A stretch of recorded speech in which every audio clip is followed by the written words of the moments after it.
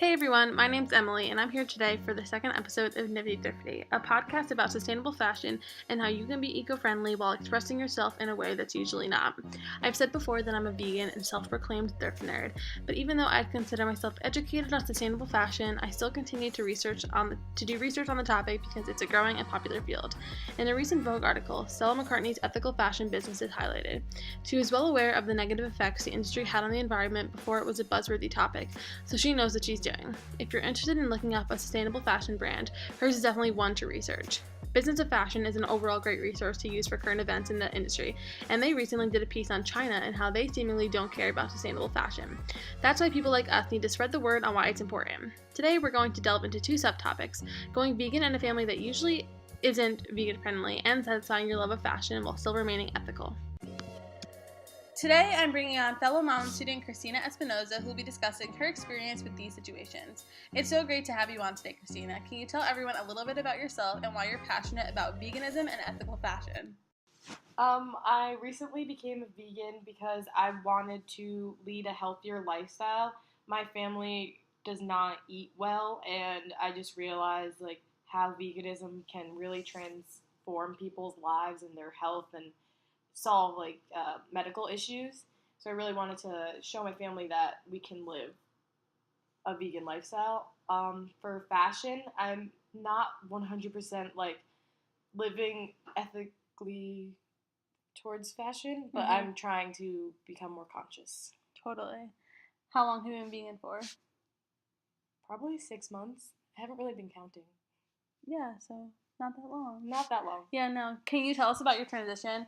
I know that your family didn't react amazingly to it, so how did you cope and what was the overall experience like? My transition was really slow. My New Year's resolution was to be vegetarian 2 days a week. So I started off being vegetarian for literally 2 days a week. And then I realized that I could be vegan. My family just thinks it's ridiculous, and they think that I'm not getting enough food and not eating enough protein and stuff. So it's hard for them to understand. Also, just culturally, meat is part of our culture, so it's a big shock. But I mean, slowly but surely they'll get used to it. You think that they'll understand? They'll come around? Yeah, I mean, they kind of don't anymore. They just make sure that I have options to eat when I go home. Cool. Well, that's good. Now, let's talk about fashion. Can you briefly describe your personal style? My style, I feel like it's kind of street. I guess, but it's a mixture because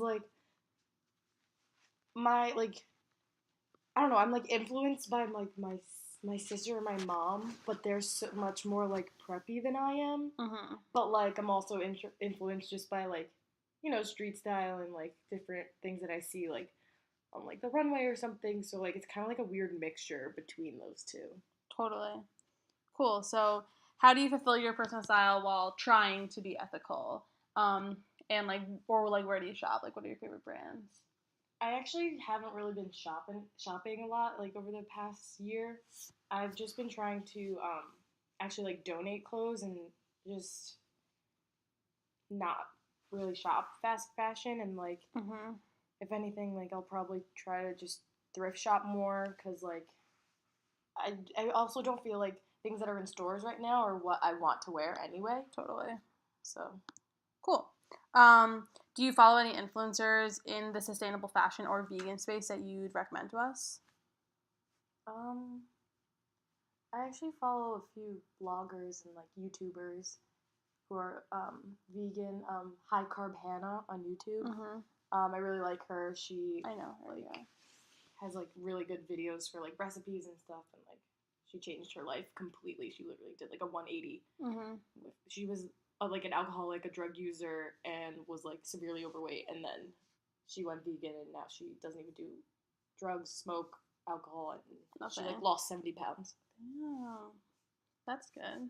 Well, thank you so much for all of this. Now, the last thing that I want to touch base on, what advice would you give to somebody who's trying to be more eco-friendly, whether it's through fashion, diet, or anything else? I like ending with this question so the people listening can get some tips for working towards sustainability and being ethical. I think some of the easiest changes to make is to actually use those reusable bags when you go shopping Mm-hmm. because it's such a simple thing to do and it saves a lot of plastic Totally. from being used. Yeah, cool. I couldn't agree more.